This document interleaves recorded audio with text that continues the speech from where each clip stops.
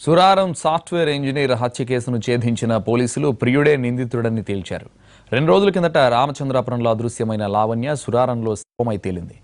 మాట్లాడుకుందామని లాడ్జ్కు పిలిపించిన ఆమె ప్రియుడు చంపి ట్రావెల్ సూట్ కేసులో కుక్కి పారిపోయినట్లు తేల్చారు.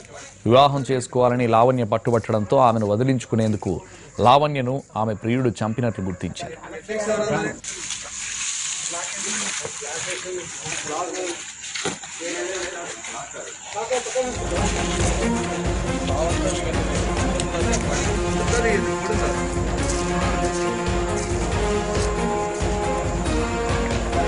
సురారం సాఫ్ట్వేర్ ఇంజనీర్ హత్య కేసును ఛేదించిన పోలీసులు ప్రియుడే నిందితుడని తేల్చారు.